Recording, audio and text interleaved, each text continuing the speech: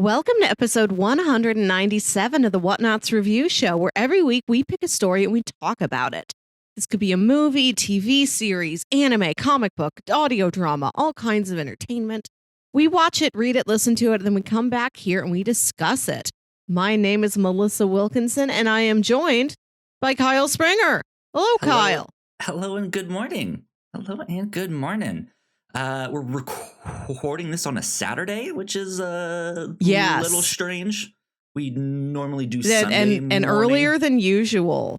Yeah. I had to wake up early, and I set my alarm. I woke up, and then I fell back asleep. And then I woke up and panicked and was like, oh no. So it was like that jolt of just like, I need to get up now and see what time it is. And then it was like, I still have like half an hour. All right, good. I'm still good. Wow. So, I have to wake up a full 2 hours before any of our morning recordings. Oh man. I need time. I eat breakfast.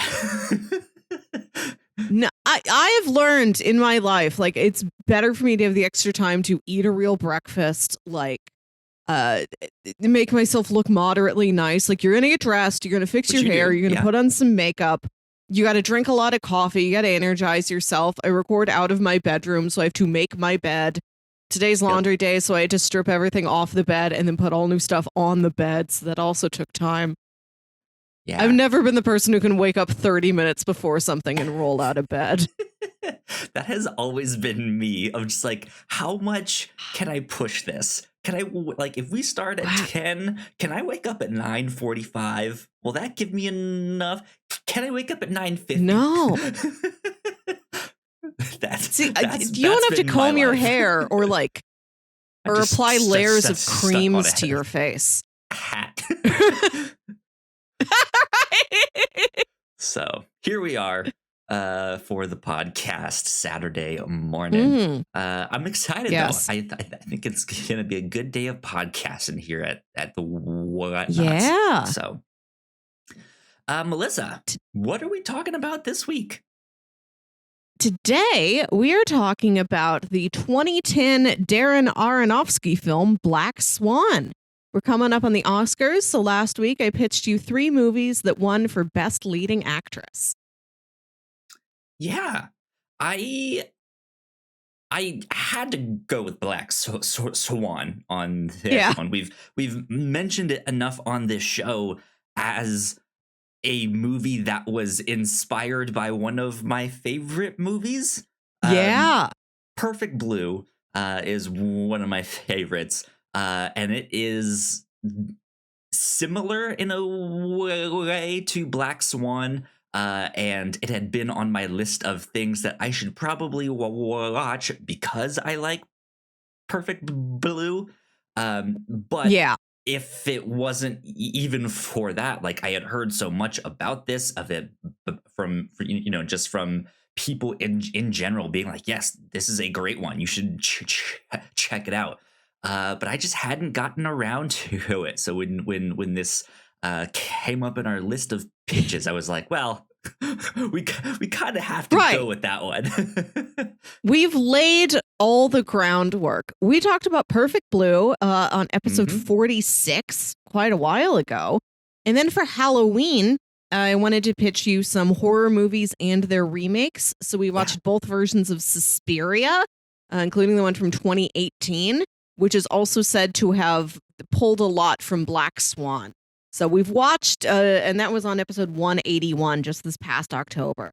So we've watched things that have been were inspired this, were possibly inspired by this. Yeah. So we needed to complete the trio. This is our 3 mothers. Perfect Blue, Suspiria, and Black Swan. Indeed. So yeah, I'm excited to dive in and talk about this one a lot. But this was my first time seeing it. So let's do spoiler free. Let's do like a plot synopsis for people who might not have seen it yet, and then we'll do our general thoughts on what we thought about Black Swan. Natalie Portman plays a young dancer named Nina. She's in this ballet program, and she gets the lead role in Swan Lake.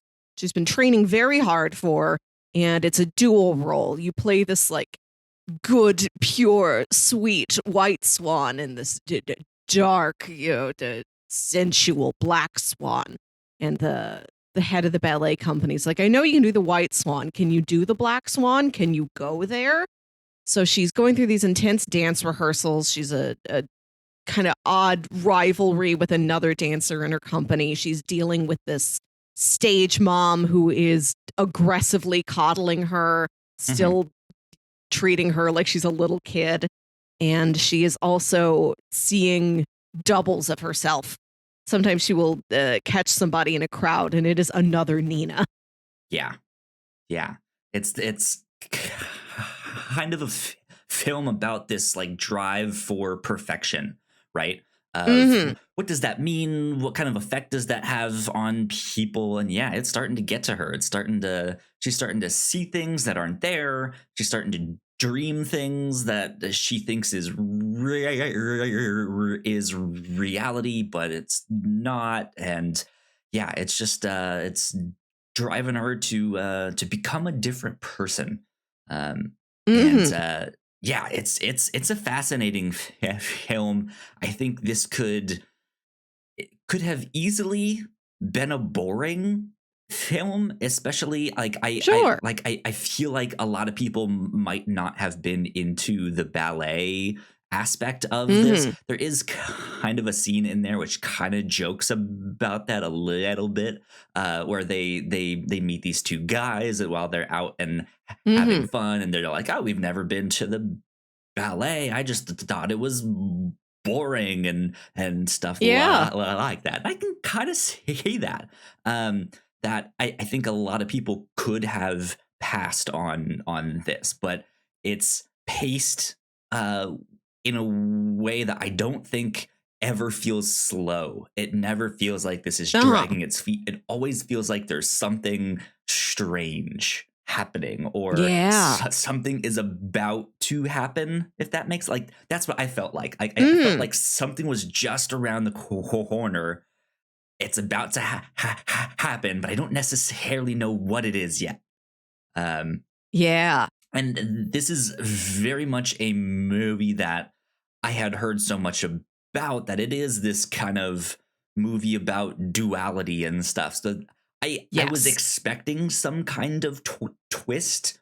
I don't know if I would describe this as a particularly twisty movie. There certainly are some in there, but it's not like a Sixth Sense type of thing where it's like, oh, this relies on the twist, right? There's not one moment like that. So I was kind of expecting one. Yeah, it's like there's a lot of smaller moments that are like that. Yes. And there's no twist being applied to the audience. The twists are all within Nina's mind. So you are experiencing it along with the lead character. No tricks are being played on you, the audience, by the film. Yeah. So I mean, it had this like anticipation in the film, and as I was watching it, which made me really engaged and really just paying attention, wanting to figure out what is happening, what will happen next.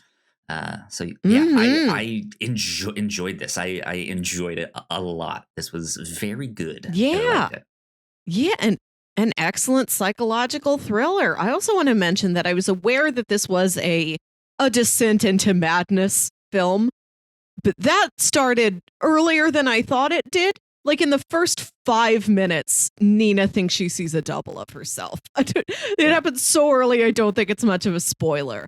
Like the themes of her breaking down exists before she even gets cast in this very difficult swan part. Yeah. Just the like her own pressures have been starting to get to her. But there you go. Good stuff. Yeah, A lot I going on in the enjoyed this film. a lot. Yes. And you said this. I think it was Natalie Portman won the Oscar for best Yes. performance, right? Or Best lead actress. best lead actress. Yeah, yeah, she was phenomenal. Yeah. In this. So bravo. There's some really interesting IMDb trivia on this movie, including that it had a lot of difficulty getting funding. I think this is like a $12 million movie. It looks good, so it's surprising how relatively cheap it was. And there was so much trouble getting funding, but Natalie Portman believed in the project so much that she paid out of pocket for all her own dance training. And I think started training before they'd even secured that, yes, this is going to be a film. Interesting. Did not know that. And there's a scene in the movie where Nina goes to a physical therapist for some dance injuries, and that is a real physical therapy appointment that Natalie Portman had that she is doing in character, so that they could work her physical therapy into the very small budget of the film by also filming it. Interesting. It's always neat to see how films get made and just how passionate some of the creators can be about believing in the work that they're making, which in a small way parallels what's happening in this film, right? Yeah. There's this pursuit to just make this thing so perfect, and here they are just giving themselves to actually make this thing exist. So good stuff there. Good stuff. Yeah. I don't know if I have much else like spoiler free to say. It's great. Yeah. Check it out if you have not already. Yes. I would say that I think this is a film that can be watched more than once. I'm sure you'll get some more of it as you watch it on consecutive viewings. But yeah. Watch it. I think it's on Hulu. I think that's where I saw it. Gotcha. I think, is that where I watched it? Yeah, it was on. Was it green there? I think it was green. Green means Hulu. Right. Yeah, good stuff indeed. Well, unless Melissa, you have more to say, I say we jump into our housekeeping, and then we will come back with our spoiler-filled thoughts on the movie and dive in. So we will be right back. We put a lot of hard work into the shows that we make, and yes, we make multiple different shows here at the Whatnauts, and we'd love it if you check them all out. You can find out more information on our website at thewhatnauts.com, as well as your favorite podcasting platform of choice. When you type in the Whatnauts, all of our shows will pop up right there. Just don't forget to give us a nice rating and review if you like the shows. If you want to support what we do here at The Whatnauts, patreon.com/The Whatnauts is the best place to do that. You can support us for as little as $1 a month. You can get all kinds of exclusive content at the $3 tier. You can also get a shout out and a thank you on all of our shows at the $5 tier. You can support us on Twitch by subscribing to our channel at twitch.tv/The Whatnauts, and we would love to have you all join us for our live streams and talk with us in the chat. And lastly, we have merch. If you'd like to grab yourself a shirt or a sweatshirt or a mug or something else, go to thewhatnauts.com/store to pick up some merch today. And we are back. A big shout out to all of our Patreon supporters, especially those at the $5 tier. So thank you to Sam. We love you a lot. We appreciate you. And yeah, thank you. Thank you for supporting us. It means a lot. Cool things that we have been doing here at the Whatnauts. We had Batman week last week. It was like our unofficial Batman week. We did a spoiler cast for the Batman. That is up on the Reactor Core. Speaking of the Reactor Core, we also just did a trailer reaction to the new Obi-Wan Kenobi teaser trailer. Yeah, that dude. Old man Ben, as he's known in those first Star Wars films. That was super exciting. Please go check that one out. Let's see. We also did. Well, it's weird because we haven't recorded the captain's log just yet, which is what we would have recorded before. We got them all but scrambled. Our schedule's all scrambled. So again, Batman week. Last week I asked Melissa a bunch of riddles.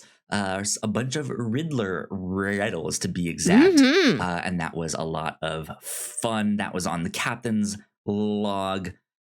For Crossplay, our video game podcast, there's been a bunch of news at PlayStation, including a brand new State of Play. There was also recently a brand new generation of Pokemon announced. We got to talk about that as well.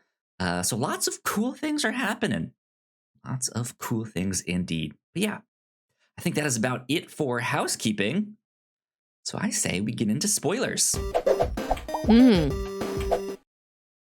Bam, here we are. No Dumbledore joke this time, Melissa. Thank you. I want to start by saying how impressive it is that Natalie Portman can turn into a bird. And I don't know why no other film has ever utilized this part of her skill set. She's the only young actress of her generation with that ability to grow wings out of her back. Bird. And the restraint of them to not use the song "I'm like a bird, I only fly away." She wants to fly away. Good stuff. Yeah, this was a great film. I liked it a lot. I think you mentioned at the start that this film kind of started its descent into madness a lot sooner than you expected. Yeah. I was in the same boat. I was not expecting it to dive into its descent into madness as quickly as it did. I was expecting that twist that I mentioned. So I was expecting something to kind of recontextualize all of the stuff that I had seen. Yeah. But very quickly, it kind of gets away from that and is like, no, it's starting now. You're seeing it right from the get go.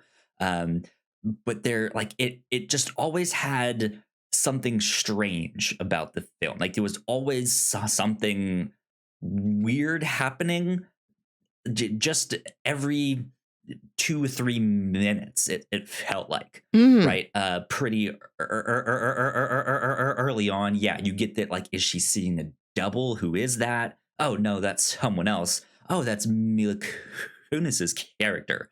Yeah. And then she gets there and is like, oh, I missed my stop and all that stuff. And you're like, no, you didn't. You got off a stop early. Like something's up here. So you're lying about something. And her character catches that. Natalie Portman's character catches that and is like, actually, that's not true. But she doesn't say a thing. But it's just like, huh, okay. Yeah, Lily is odd because you learn that it is Nina's own projections that make her believe Lily is out to get her. But Lily is still behaving kind of strangely in some situations where you aren't sure if maybe there is some real rivalry there, but then also all this mental breakdown is exacerbating it and exaggerating it and turning it into something truly deadly. Yeah. And then I think the next thing that I thought was strange, which turns out to not be all that much, is when she sees the previous ballerina like just destroying her room and throwing the furniture and just screaming. And at first you just don't understand like what's happening here. Like why is she so upset? And then down the road you learn that the company is kind of maybe forcing her to retire because she's older. She's been around for a while. They kind of want the newer, younger thing to bring in more money. and they are like, they announce at the ball like her career is ending, and I don't know if she really agreed with that. So yeah, there's like just right from the get-go is just stuff to keep you off balance a bit here. Yeah. That I liked, and I will say I felt like I was trying to compare this to Suspiria, since they're both so dance centric, and yes, I feel like the original Suspiria did a similar thing where right from the get-go, everything is just strange. Like, what is happening here? The song literally says witches, like right there at the start. Yeah. But I don't feel like the more modern one did that. Like, I guess there is some stuff in there, but for some reason my memory was like, it's a much slower descent. Yes. Yeah. Or at least it does not start until later on in the film, when you start uncovering stuff. But this, I felt like, because it started right at the start of the film, it was a much better pacing. If that makes sense, because you sit with that the whole time instead. Yeah. What did you think? I do want to say that the 2018 remake of Suspiria, which is very different from the original Suspiria from like 1977, that is a very slow burn of a movie, where it's a long one. I think it actually introduces the witchcraft fairly early, but it doesn't get wild until like kind of towards the end. Yeah. Well, except for when the lady bends and breaks herself into pieces in the dance studio. I don't know. One does. It's a strange one. And that is a movie that has a more conventional like twist moment. There is a twist to that movie that really does make you go back and look at everything that happened previously very differently. Like, oh no, this character was in on everything. They were playing a game. You know, they were above all of this. Yeah. And this movie has, like you said, more of those little micro twists where Nina will think she's seeing somebody and she isn't. Or I like in the climax of the film where she thinks she has killed Lily, and then it turns out there is no body. She imagined killing Lily, and then you realize that she stabbed herself in that moment. Yeah. Yeah, it's just these three separate steps in this whole twist dance. Probably the biggest twist of the whole thing of just it's more so a realization of how far she is projecting all of these insecurities and feelings and stuff like that to the point where she thinks she murdered someone, and then is like, okay, well, I have to go full Black Swan and hide the body. And just starts dragging her into the bathroom, right? And which is really funny because like she stabs her, murders her, and then here's like, hey, you're on in 5. And she's still in like all of the White Swan outfit and makeup. And it's like her first thought is, well, I need to hide the body still. So I need to do that first, then makeup, then just like she apparently did all of that in 5 minutes, which is kind of wild. Yeah, and the whole time nobody's asking, where's Lily at? We need this other dancer for our production. I mean, shit goes wrong on dance stuff. I danced in college, not this style. Yes. But we performed around the state and we competed and stuff like that. We had stuff like that happen, you know, good old murder or something. No. Right. You turned into a bird once. Right. I hated, I had feathers in my mouth, or it was you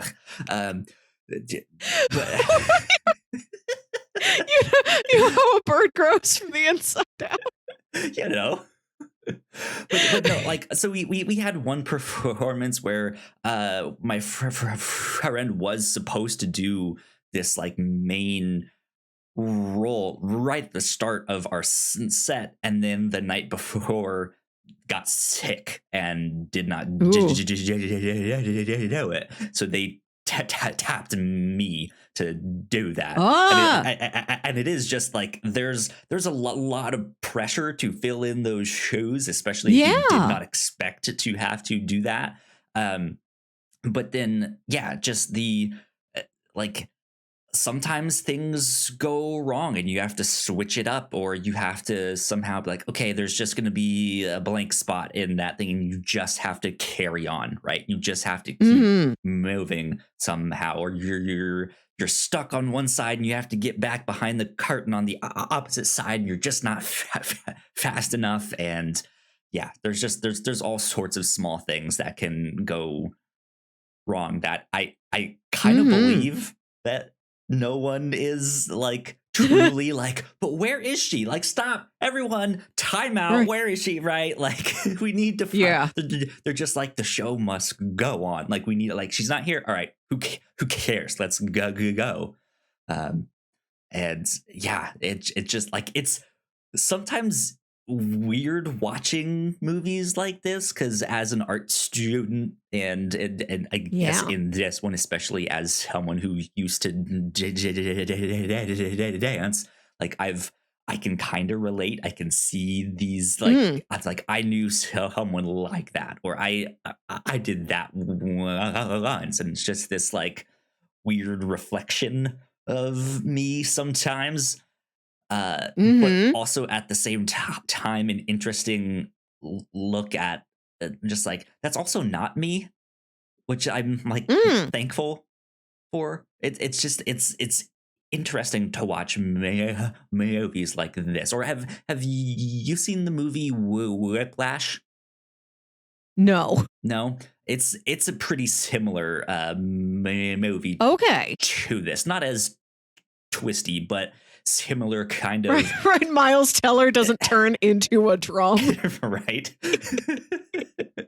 No, but it is about this artist, this musician that is pursuing greatness under the oppressive thumb of this mentor that wants absolute perfection, and just the lengths that these characters go then to get that perfection and to achieve it, and where one might go in the right direction and one might go in the wrong one, and stuff like that there. So it's interesting watching those films. That's a good comparison. I want to talk about the body horror in this movie, because I did not know that was part of it. And I think it's a really great addition. And where Nina has this like rash on her back. She's got this area that like she keeps scratching. She keeps bleeding. It keeps scabbing up. And the symbolism there is clear. That's where a wing would grow out of. This is representative of her turning into the Swan Queen. But it goes beyond that, where like she takes off her socks and it looks like her toes have started to web together. Or her skin is changing, like her eyes are red, like a swan's is. And there's that one like split second where her legs bend backwards. Yep. I love that. That's great. Awful. No, I dig it. I dig body horror like this, where it is almost absurd. She's metaphorically turning into a bird woman. And I love during the final performance, wings fully sprout out. Her arms are wings now. She's a swan spinning around the stage. I liked that journey, and that at least one element of that was physically manifested. Like the rash was real. Everything else, it seemed like, was in her head. I say seems like, because an audience member may be watching this going like, I don't know how supernatural this is going to get. Maybe she does turn into a bird. You never know. Like I had another weird thought in the middle of watching this. Once I had that thought of maybe she turns into a bird. Right. Was maybe I should watch that movie that Kevin Smith made, Tusk, where he turns into a walrus. He is another man turns him into a walrus. Right, yeah. I gotta tell you, Tusk is like a long-term goal of mine to cover on the show, but it's a movie like I want. Like we have to watch that together, like in the same physical space. I need to watch you watch Tusk. I feel like it's another movie we need to lay some groundwork for. Like here's Black Swan, like maybe she turns into a bird here. Right. Here's another like the USQ universe here, so we get some more Kevin Smith stuff in there, right? But like, what are some other things where human turns into something they should not be, right?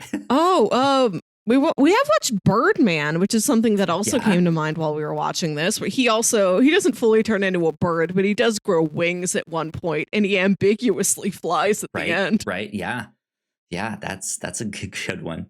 I don't know, but yeah. So the body horror in this, I think, was not something I was really expecting. I could see the characterization in the costumes and stuff, and just the demeanor of the White Swan versus the Black Swan. But yeah, these moments where like her legs bend backwards to get those like bird legs, or the like I think it's like right after she stabs Lely that like she starts like growing feathers and stuff, and she pulls them out and is like, what is this thing?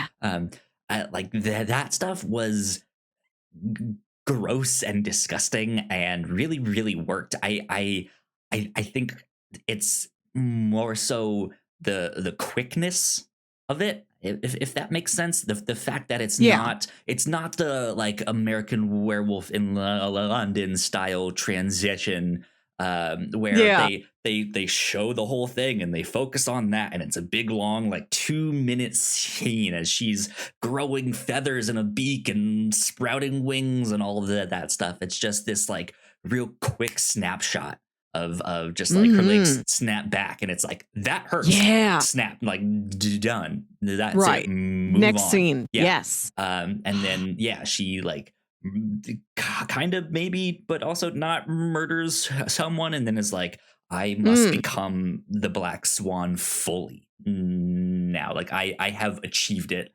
And then that's when like she starts like cracking her neck, and you can see her go from this like hyperventilating scared to just this like really calm, I need to hide this body, I need to do my makeup. And in that, like, that's when the real feathers start growing. She starts like her eyes turn that like dark red that's real scary.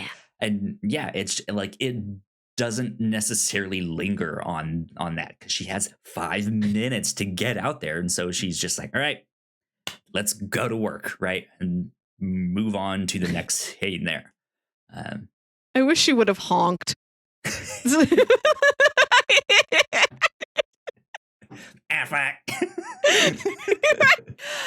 Somebody can edit that, but still, right? If I knew how to do audio editing, I would love to just to edit this movie to where every time Natalie Portman opens her mouth, it's a honk. She's sitting there like, honk. Honk. I want to say also, tangential to the body horror is just the normal injuries of being a ballerina. How completely wrecked your toes are is almost also kind of part of it. Another interesting part of this for me is ballet fashion. There's nothing unique about the costumes in this movie. There's nothing in it that I wouldn't see in an actual real life ballet performance or in a real rehearsal room. You know, the costume she wears at the end, all those costumes are beautiful, but you can imagine seeing those in real life if you went to your own local dance company. Ballet fashion is so fractured and segmented. You're like wearing a leotard and then a different leotard and leggings and leg warmers and like a weird little shawl thing that is exclusively sleeves. Like there's so many tiny little parts of things added onto you. Yep. You know, your wardrobe is also a fractured mirror. You are not whole. Yeah. Your clothing is not whole. Yeah. Yeah. I think the thing that I kind of noticed about the fashion is that as this movie descends further and further into madness, and as she finally becomes the Black Swan, her clothes get darker as the movie continues. Right, she starts out like wearing white and maybe a little bit of gray, but it's mainly like white stuff. And then more in the middle of the film, it's like, okay, she's wearing grays. She's like exploring this, like, is she going to be the Black Swan? Can she achieve that or not? And then by the end, she has on like a black coat and stuff like that. So it's also through her fashion that it's kind of giving you like a here it's a like a descent into madness meter, right? Of just like how far has she descended? And that this stuff like that is neat to see. But it's normal dance person fashion. Kind of. It just looks puzzling to me seeing like I've never clearly understood leg warmers or sleeves that are only sleeves, and there's not even like a little tiny jacket part that would cover your boobs or something. Nah, it's just like a sleeve strip you slip your arms into. Like I'm assuming it's like, because ballet is often about the positions and the shapes your body makes, and with the precise, and like you have to get that down pat, right? And I feel like a lot of those clothes kind of obscure that. And like it's just it always seems strange to me that then, despite them wearing these like really small and thin leotards and stuff like that, and they still try and put more stuff on top of it. And it's like, why hasn't someone just figured out a thing that is more complete? Like, why instead of making this 3 pieces, like, why not just have this be a 1-piece thing, right? I don't know. Maybe I'm wrong there. There is a purpose in there that I just don't understand. But I'm with you on that. That it's sometimes just strange that, like, why would you wear leg warmers on top of this when you can just wear sweatpants? Like I don't understand. It is just another.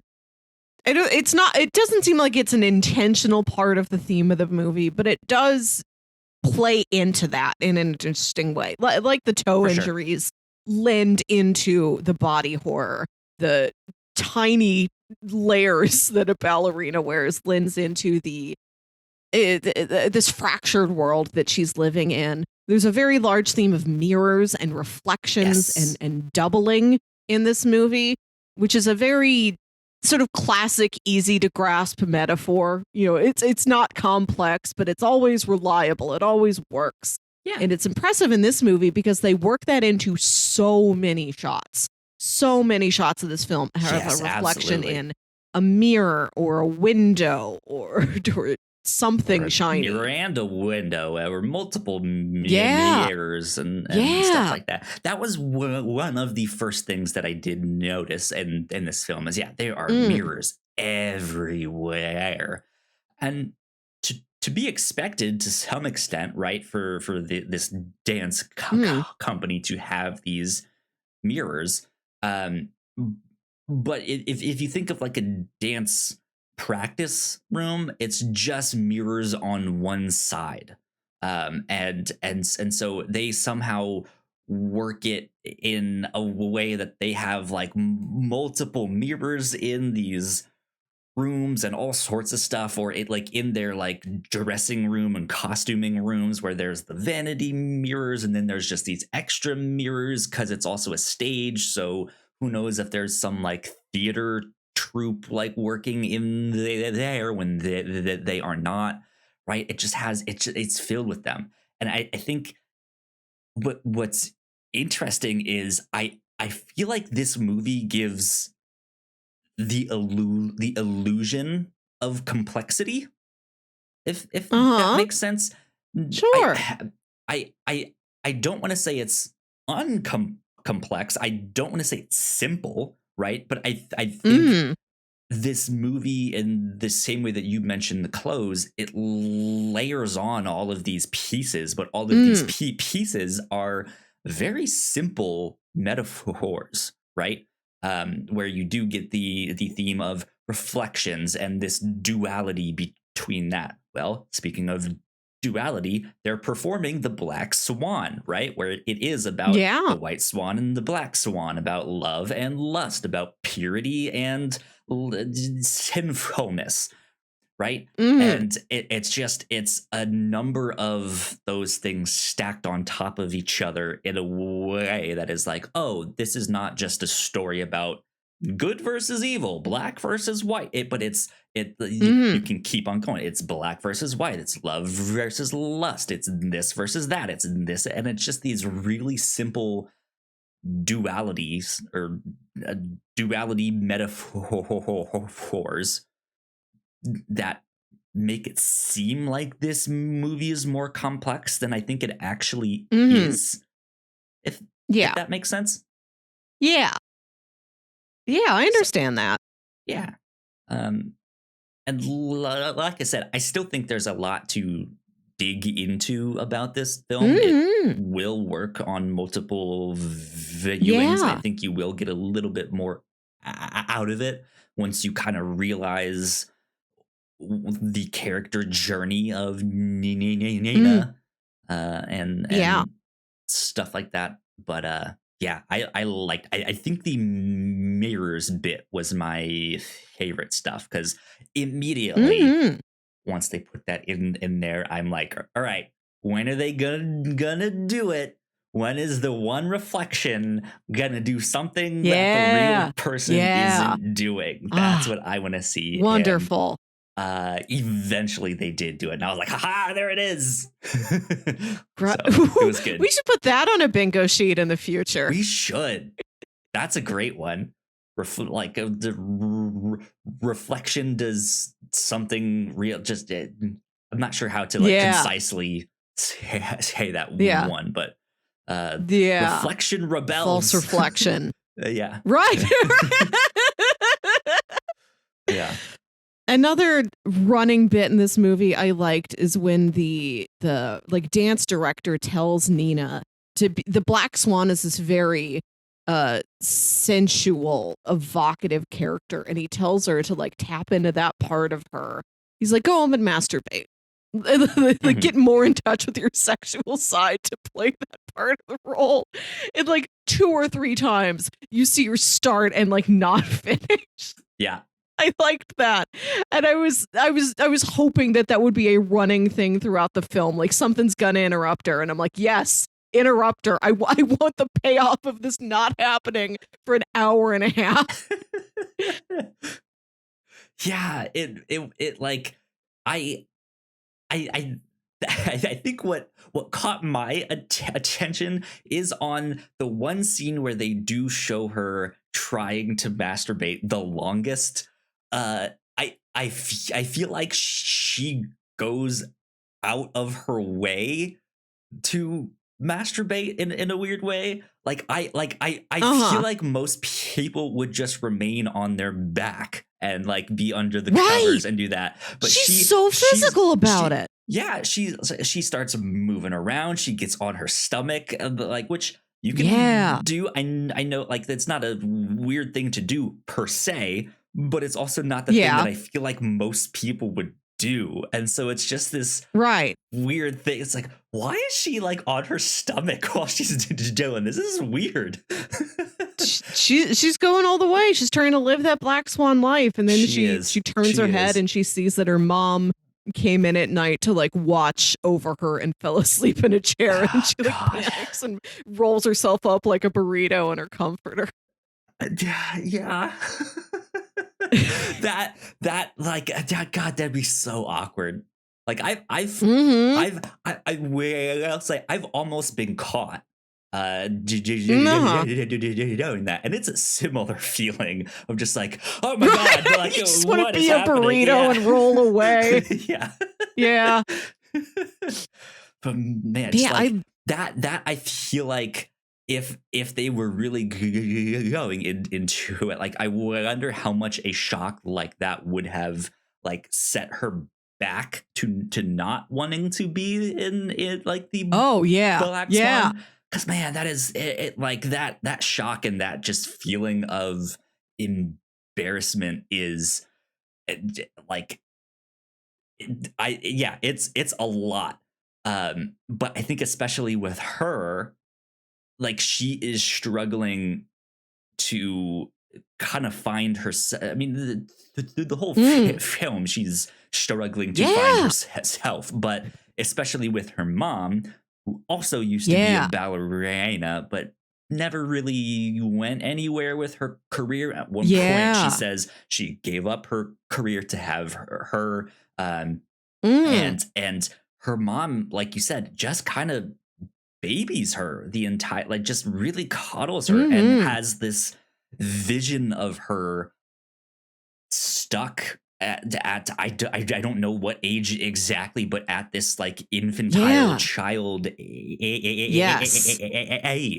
And Natalie Portman's character is struggling to live with that, to grow out of that, to express that is not who she is, but at the same time, it like isn't necessarily not who she is at the same, like, right? Like, she's struggling to find herself. So I like something like that, like trying to have a sexual experience and then almost being caught by a parental big figure is wildly embarrassing and can stop. Like, I'm never gonna masturbate again. Oh my God. You do live under this threat of this would set her so far back in her emotional journey. This would regress her back to being 12 years old or however old her mom believes she is to some degree. Right. Yeah. And before you even meet the mom, you're aware something is wrong at home. Because I think you see Nina like in her room before you're introduced to her mom. And that is a kid's room. Like, that is a 12-year-old girl's like bright pink, like butterfly wallpaper room. That is not the room that like a 20, I don't know how old she's supposed to be, like, or early mid-20s. That is not the room that you have. I mean, like, it's one of those things, like, it could be the room you have. And that also could have been a sign of how busy she is and how focused she is on her dance, that like she's continuing to live at home and she's not bothered to change her room beyond when she decorated it in high school, just because she has she's no space in her life to worry about things like that. Yeah, but like it could also be like it. So I think one of the main dualities in this film, of course, is the white and black swan and what each one represents. Whereas the white is this pure and fragile, this thing, which is what her mother treats her like.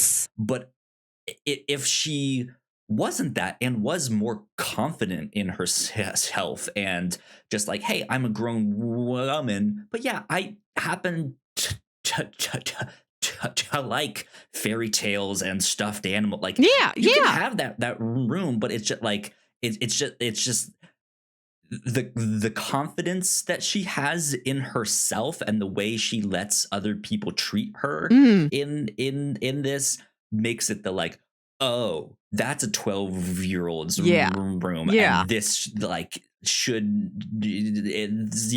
up here. It's not the you're a grown-ass woman, you can be into whatever you want because you have your shit together, like you know it, right? It's not that. That's not the vibe that you get at this. It's oh, you're being coddled and you let it happen. Like you're that's I don't know if that's exactly how I want to express that or describe it, because I don't necessarily think she's letting it happen, but it's just the I think the idea that, hey, something is up here, like you're not fully confident in who you are as a person, right?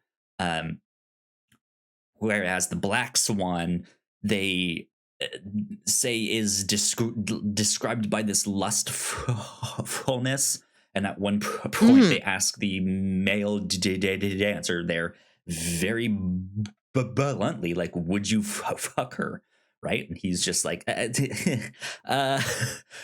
they're like, see, the answer is no. When she actually does become the Black Swan, it's interesting because I don't know if lustful is the word that I would use to describe like Natalie's performance as the Black Swan. It is more so this confidence. It is more so power, and it's that, and it's the lustfulness that comes with that, right? People lust after power. They lust after people in positions that have that kind of confidence to get what they want and take what they want. It is not the like, I'm gonna go out here and be this like lustful thing because you all want to have sex with me. It is something else entirely, and it's just there's some interesting dualities in there from this. It's just like she's trying to masturbate to get there to this thing, but it's just it's not happening, it's not working, and in the end it is murder that makes her go into the Black Swan there.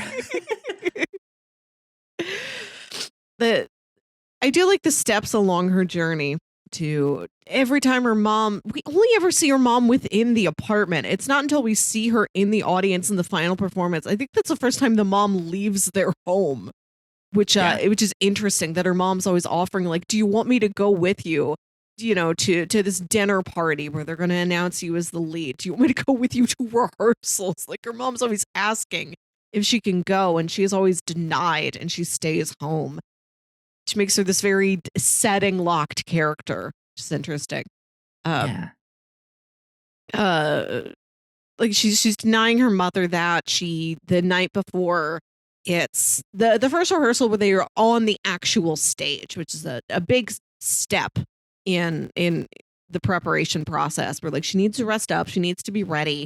Part of this dress rehearsal, she goes out with Lily. She parties all night. She takes the drug. She kisses random guys. There's that wonderful dance scene where they're like in some dance club with this loud music and this intense flashing lighting. Lights, yeah. Yeah, and that whole scene, like that scene has a different visual design to it than everything else in the movie.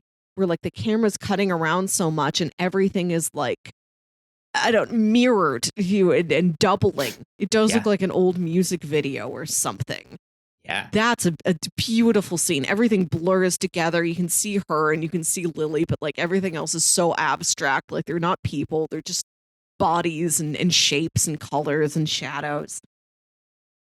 And then you've got that sex scene between Nina and Lily, which is very effective. I don't know how to appropriately describe a sex scene.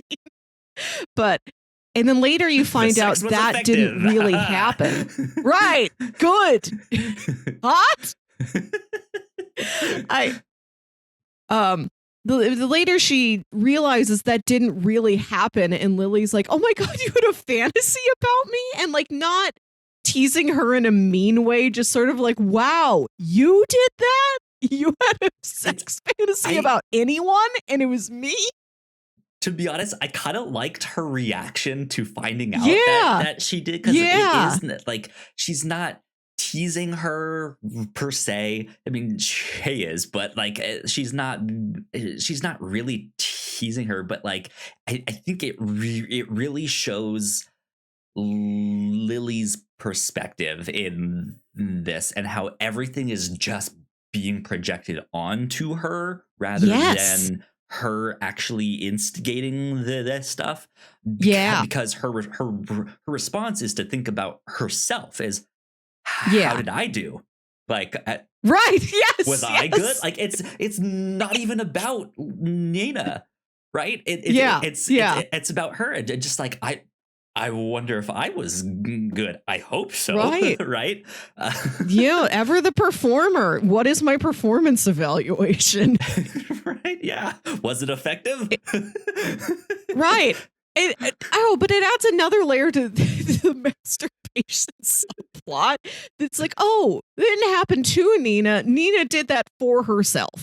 She did. She achieved her own orgasm on her own. It's journey complete in that regard. That side quest in her journey to become the Black Swan is done. And you're like, oh, way to go. Good for you, Nina. You did that for yourself. You did the sex. Good. You did it.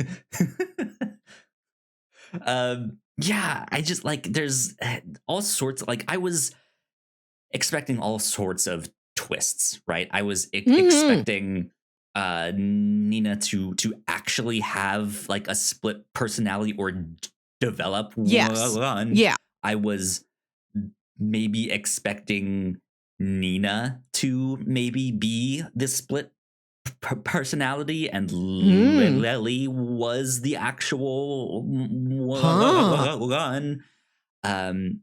I was like, I had all sorts of stuff of like, is this character real? Are they not? Like, what's going on here? Is what is in her head? What's not? And then they start to introduce this like body horror transformation stuff, and so I'm like, like half of this stuff can't be real, right? Okay, that sex scene didn't happen. It was just a dream, but she was also dreaming about wanting to be the Swan Queen at the start of the film. So how much of this is going to be like just a childhood dream, or like a nightmare or something like that? I don't know, but like I liked these, or not even that, but how much of her nightmares like would actually manifest. Like, what if there is this monstrous like Black Swan? Thing that's in there, because like I think one of my favorite shots in the film, I forget exactly where I think it's right before. It's right before she goes to try and convince the dance teacher, I forget his name, to let her have the part. It's after she stole the lipstick, and she's on the train, and it cuts to her like she's I think like talking with her mom or something, and then it cuts to her on the train, and it's this really tight close-up shot just behind her shoulder, basically focused on the window, and it has this like dark reflection of her that is so vague you can't really see her face, but you can see her like putting on this lipstick. And like that, I think, was maybe one of my favorite shots in the entire film, because it's really, it's not far enough in the film yet where we do see her as the Black Swan. Right. But it is just, it's so foreboding. It's so like, ooh, there is this dark reflection, like just on the opposite side. There is this monster that is like waiting to get out. And I at one point was like, whoa, what if there is like something that's like out there. There is this like monstrous Yeah. thing, Yeah.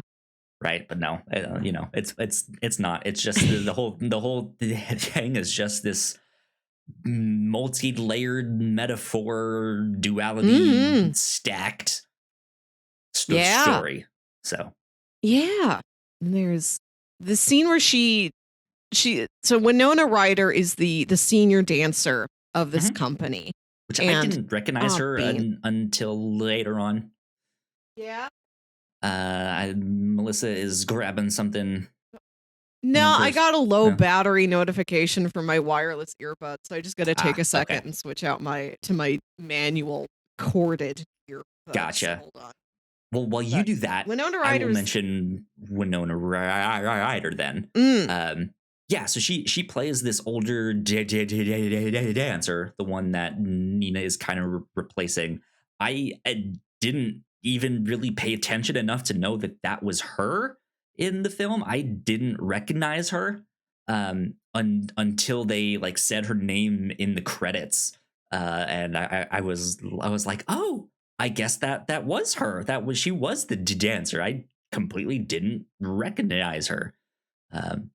So I thought that was interesting because they don't really show her all that much except for at the party. Yeah, I think I read there was only like 4 total minutes of screen time for Winona Ryder, but she makes it count. And Nina's going to share the dressing room with her, and then it's entirely Nina's after Winona Ryder just straight up walks in front of a car. And she's like taken these items that were hers. Like here's her lipstick, and here's like a tiny perfume bottle, and here's a nail file, like a metal nail file, and has them displayed like the like this little shrine put together in front of her mirror. Like a bird might collect these bird treasures. Yeah. She's building a little nest. And at the end of the movie, she takes that stuff back to Winona Ryder, and Winona Ryder like stabs herself in the neck with the metal nail file. And I'm not sure if that was real or not. I'd have to go back and watch that one again. I don't know if she stabs herself or if Nina stabs her or if none of that happens. Yeah. Like, the movie just never really answers that.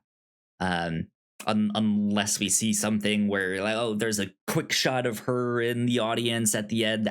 Who knows? But yeah, it's another one of those scenes that you don't really know what happened exactly. I also question. So I'll say this first. Another twist that I thought was maybe going to happen is that Nina was going to try and like actually convince people that she was Winona Ryder's character, like somehow like become her.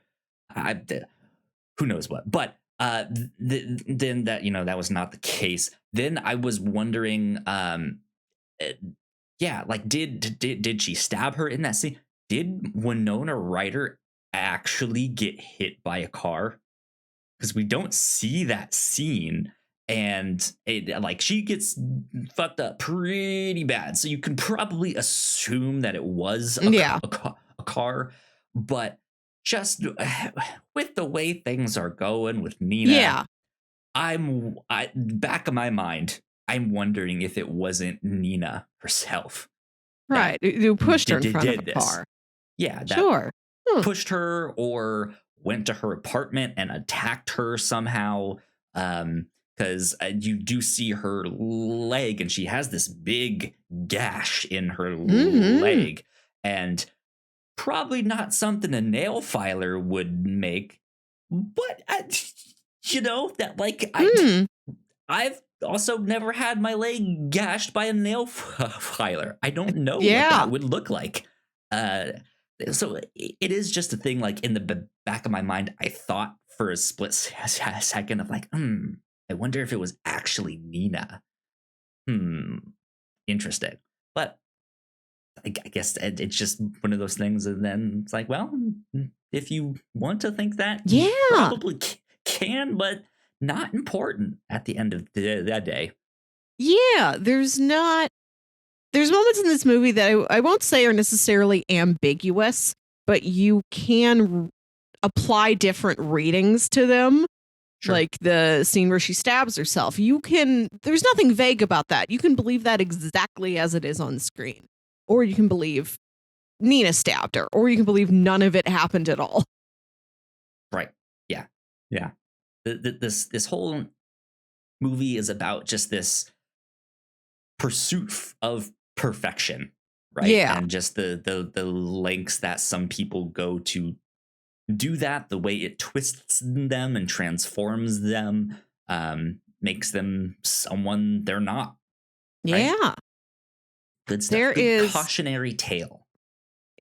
Yeah. And the ending where Nina, she does a literal swan dive off part of the stage onto a mattress. It is a planned jump. That's how this how this dance is supposed to end. And then she jumps down there, and then everybody goes to gather around her like, wow, Nina, you did it. What an amazing performance. And then they see that her wound where she had stabbed herself with the piece of the broken mirror. And she's bleeding, and they're trying to call for paramedics. And she's like, I was perfect. And then the movie ends. And that could be read as a death scene. You know, we don't know the seriousness of that injury. It's implied because of the story of the Black Swan, right? Yeah. But I was reading again the vast wealth of knowledge in IMDb trivia that the director had that wound placed where it was, like kind of lower in the abdomen, to represent a period, right? To represent the changing of a girl into a woman. You know, sure. As all the old tampon commercials would tell you, to represent like Nina finally breaking out of this childish state that she was in and becoming more of a full-fledged, confident woman with her own agency and her own drive.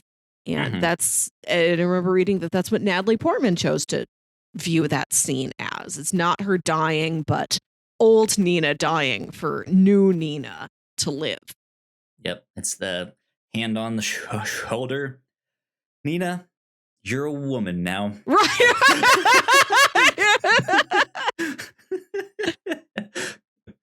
Good stuff. Good stuff. Yeah, I enjoyed this a lot.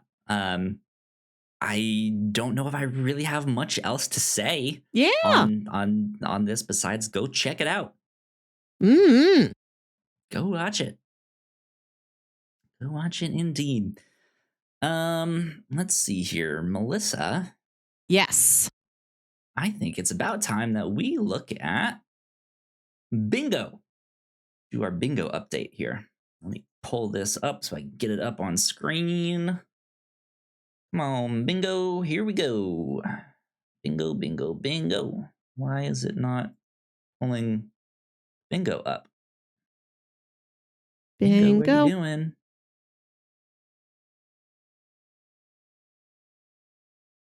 Weird. Why is it not pulling it up?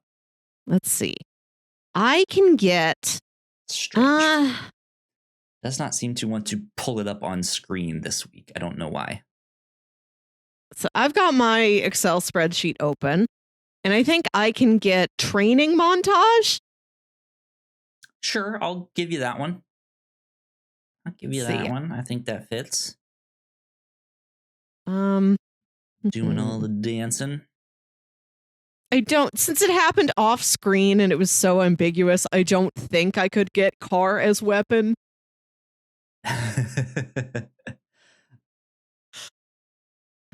But can we count releasing an animal into the wild? Because we said when we put that on our list of bingo options, that does not have to be literal. This can count as a metaphorical animal. I think our example was like some love interest realizes Bruce Wayne is Batman, and they're like, you know what? Just be Batman. Be who you need to be for the people of Gotham. I release you, Batman, into the wild. Yeah. Yeah, it is it's Mary Jane finding out that Peter Parker is also Spider-Man, and she doesn't like it, but she understands. This is who he is, and I accept it, and I will let you be. Right. Go be Spider-Man. Right. So it could be anybody who has a metaphorical animal identity. When we use superheroes as an example, but I think the Black Swan counts. Yes. Yeah. Okay. I think I would agree on that one. So I also have the training montage, and I also have releasing an animal into the wild. Let's see if I have anything else. Man, it stinks. I can't bring this up on screen. I don't know why it's not pulling it. Okay. Ooh, how do you feel about Mysterious Scar? I feel like a rash. A rash is different than a scar. She has the rash, but she does have the where she scratched herself, but it's not really a scar. So yeah, right, too fresh. I guess that wouldn't work. And we do have somebody getting killed in a small room, but it's not enough to count as a locked room mystery. No. No locked room mystery. Ooh. How do you feel about a transformation sequence, like a magical girl? Yes. Yeah. You can get that. I don't have that one. Magical girl sequence, transformation sequence. There we go. Character does not get hit through a building. There is no spaceship AI. There's not a signature weapon. The sex scene was not really set to music, really. Not like I was thinking. No villain with a pet. Yeah. No power outage. No red string conspiracy. Word. I think that may be it for me. Did you find anything else? No? I think I'm good. Okay, well, I'm going to hit save on that guy. And then everything should be saved. There we go. So, up next, recommendations. Melissa, yes. If people enjoyed this, what else might you recommend them to go check out? Back to the IMDb trivia. It says, Darren Aronofsky imagined this as a film loosely based on The Double, a Petersburg poem by Fyodor Dostoevsky, which is the inspiration for a movie I saw recently just titled The Double, directed by Richard Ayoade. This stars Jesse Eisenberg as some schlubby paper pusher, just salary man who never gets noticed. He's been working at this boring little desk job for years, has a crush on a girl in the copy room, never does anything about it, lives in a sad one-bedroom apartment. And one day on the train, he sees a double, just like in this movie. He sees a double of himself. And then he goes into the office, and that man has taken over his life. His name is Simon James, and he's this new employee, hi, I'm James Simon. And it looks precisely the same. This isn't like Jesse Eisenberg with a different haircut. No, it's the exact same style Jesse Eisenberg.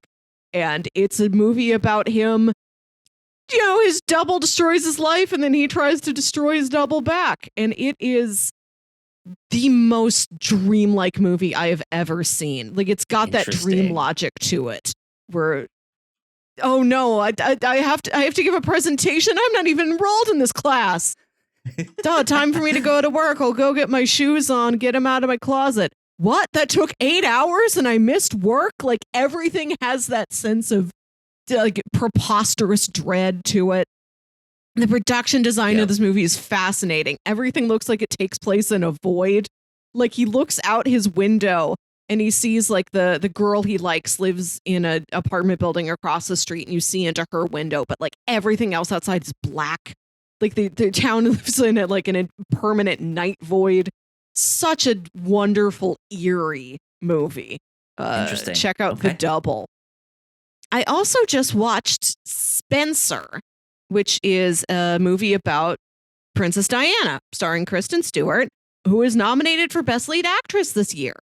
Cool. And it's a movie about just like one weekend in Princess Diana's life, like just her trying to survive the Christmas holidays with the royal family. And she's under a lot of pressure, a lot of stress, dealing with her eating disorders, dealing with feeling controlled. Like she's like all these outfits lined up for with little tags like, you will wear this for Christmas Eve dinner. You will wear this for Christmas breakfast. You'll wear this to go to church.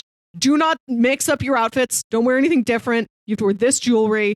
You know, don't open the curtains because there might be a photographer waiting around here. We don't want you in the tabloids anymore. Just her in an incredibly stressful period in her life where she does start to kind of hallucinate things a little bit. You know, it's the line between hallucinations and the film using visual metaphors. Sure. You're not quite clear if this is something Diana thinks she is seeing or if this is something that the movie is showing to just you, the audience. Like Diana thinks she sees the ghost of Anne Boleyn walking around, you know, another queen who met a disastrous end, which is what she foresees for herself. Or there's a scene where she's been given these pearls. Charles gave her these pearls, and she knows those are the same ones he gave to Camilla. So she doesn't want to wear them, but she has to wear them. Because the royal family's like, oh, this is the gift from your husband, the prince. Wear them for the photos. And she imagines herself like tearing them off in the middle of dinner, and then the pearls get in her soup, and then she eats the soup with the pearls in it. And there's a scene towards the end where she imagines herself like dancing around the castle. Like, what if she was free?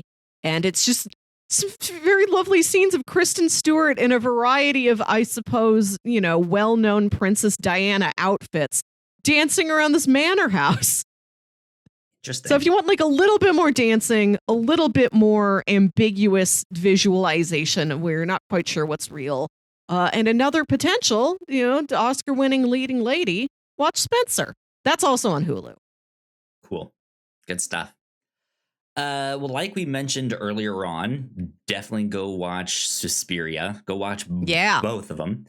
And go watch Perfect Blue, an animated film about a pop idol that just starts not really knowing what's real or what's not. They play with the medium a lot to like just kind of confuse you as a viewer of like, is this happening? Is this dream? Is she imagining this? Is this what she's projecting? And it has a lot of similarities to this film as well. If you want more animation and also more ballet, there is an anime called Princess Tutu that you guys should go check out. It is about a duck that gets transformed into a girl.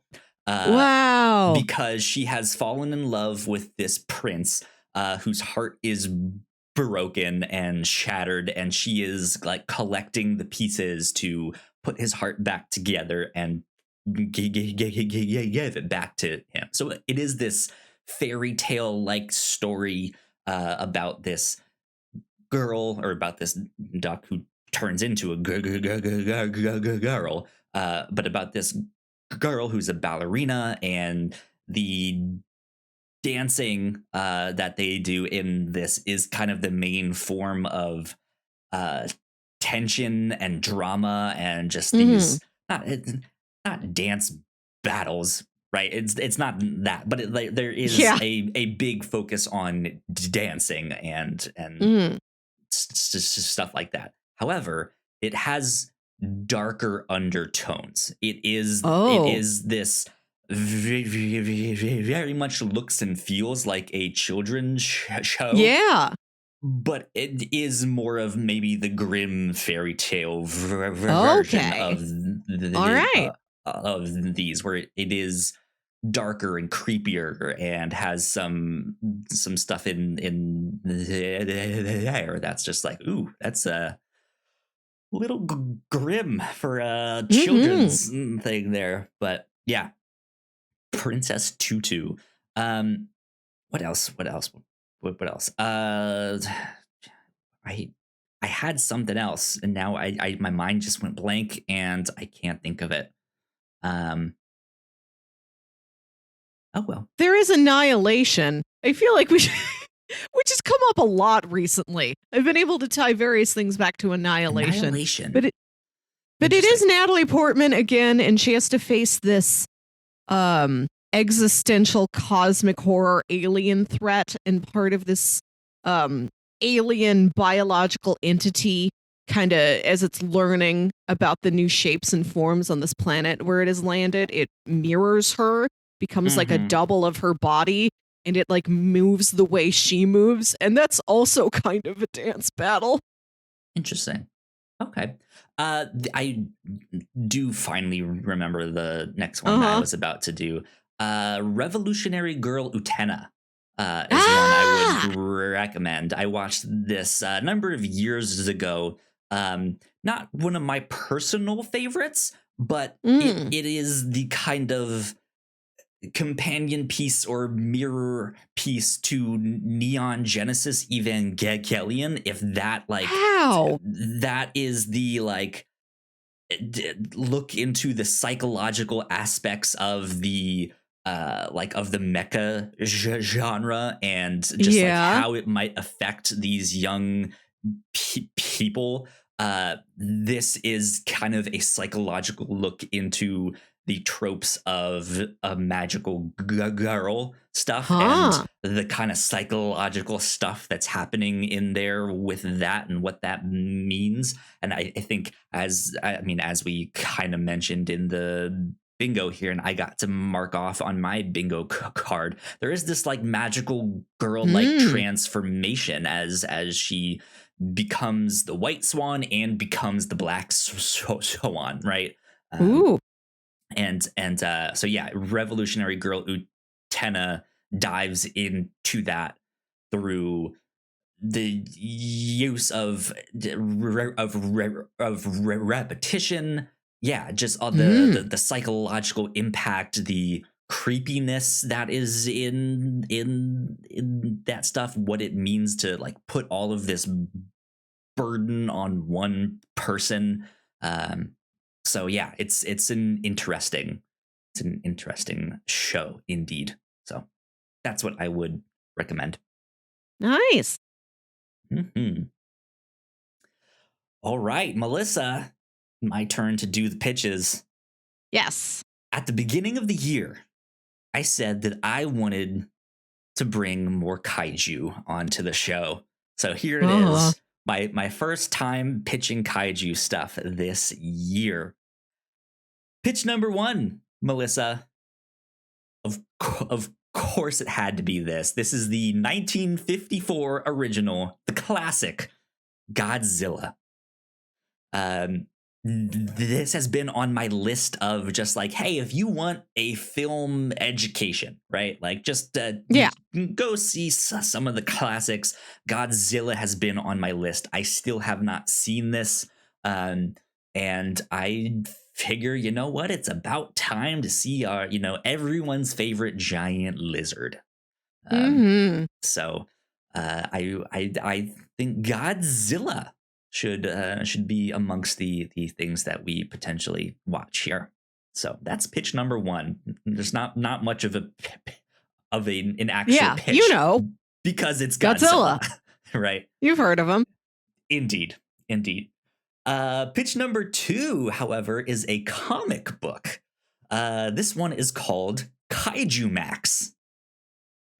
And the thing here on Comixology says, welcome to Kaiju Max, where the worst of the worst monsters are safely locked away from the human world. Electogor is ripped away from his family and struggles to determine whom to trust, which gangs to avoid, and when to take on the big man to show you aren't to be trifled with. Wow. Wow. This is, it's a prison story about kaiju. But from what I understand, this is an award-winning graphic novel. Let's see, where is the creator's name here? It's written and drawn by the same guy. I'm Googling it. It looks like it's Xander Cannon. Yeah. I've heard great things about this. It is kind of a social commentary and stuff like that on numerous social issues regarding our prison system and what it's like then to like reintegrate into society, how just all of that stuff. I've heard some interesting things here, but this is all on Comixology Unlimited, and they have a Kaiju Max Book 1 Deluxe Edition, which combines the first 2 volumes, which is issues 1 through 12. And I think that would be interesting for us to read. Here, that's Kaiju Max. All right. Comixology Unlimited. That's pitch number 2. So pitch number 3 is something that is a monster that I've always considered kind of like an honorary member in the kaiju stuff. Not necessarily kaiju per se, but I guess kaiju is really just meant to be like giant monster, right? Yeah. So I wanted to do some King Kong, and I say we watch Kong Skull Island. Ooh. Yeah, this is the 2017 movie by Jordan Voight Roberts, starring Tom Hiddleston, Samuel L. Jackson, John Goodman is in this film. There's all sorts of so many people. Yeah, I've actually heard really decent things about this. I don't think this is the like Oscar winner that Black Swan may have been, but everyone has said like this is a great action popcorn flick that it was just fun to watch. And so technically this is the second film in the like I guess like Universal like I'm not sure if it's Universal actually. I don't know why I said that, but in the like Godzilla King Kong ends up in Godzilla vs. Kong. This is technically the second film in that series, but it is the first of the King Kong ones in that, and the first of that reboot here. So I've been interested in this one because I've heard like surprisingly good things. I don't think many people were expecting this to be good, and they walked out of it being like, actually, that was not bad. Right, yeah, it's very solid for what it is. I've seen this movie. I'll tell you, it is shot beautifully. It is a very nice looking movie. Interesting. Okay. Big cast in it. John C. Reilly is in this, and he is the surprisingly emotional core of the film. Cool. John C. Reilly, which he frequently is in other roles. Wreck-It Ralph, others, but he's good. Others not so much, but yeah, he was my favorite part of it. Okay.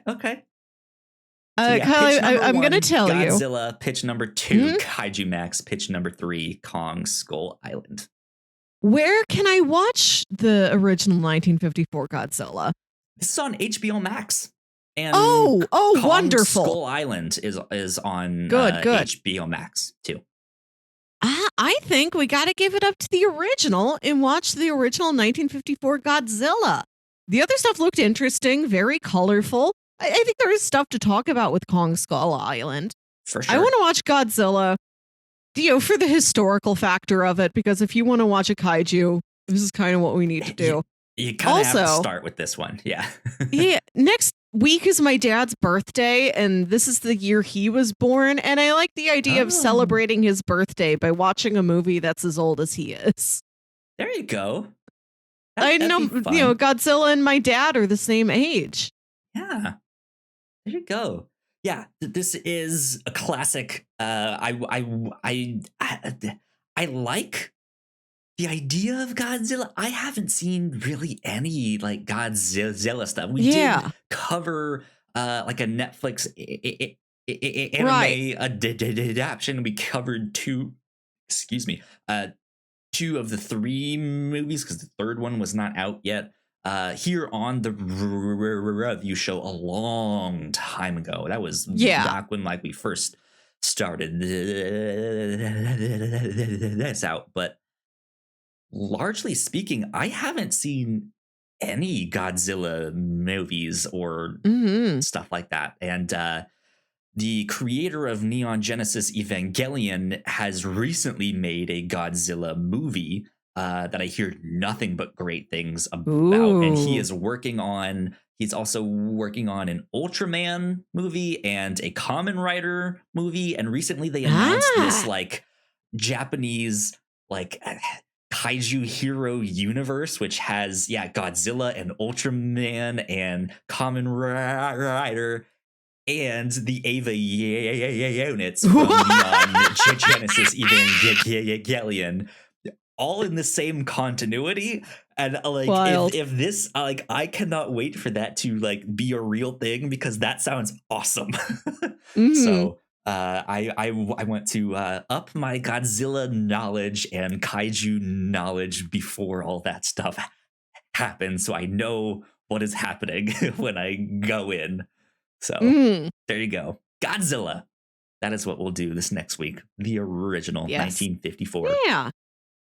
So good stuff. There we go. Melissa, where can the people find you on the internet? You can find me on Twitter and Instagram at Wilkywit. That's WILKYWIT. And listen to my other show, Saturday Morning Obscurities. This is a podcast where me and my brother Jams talk about weird old kids shows you feel like only you remember. And right now, I think our most recent episode was Dragon Booster, maybe? I get unstuck in time. I think that's the one you've mentioned recently. Yes, so unless you put another one out, no, we release every other Saturday. Okay, good stuff. Good stuff. You guys can find me at Yo Kyle Springer on Twitter. And if you guys want to stay up to date with all of the stuff that we do here at the Whatnauts, we are at the Whatnauts on Twitter. So please go like, share, and subscribe. That would help us out a ton. We would appreciate it a lot. And join us next week for Godzilla. It's going to be a lot of fun. But until then, we will see you then. Bye. Bye.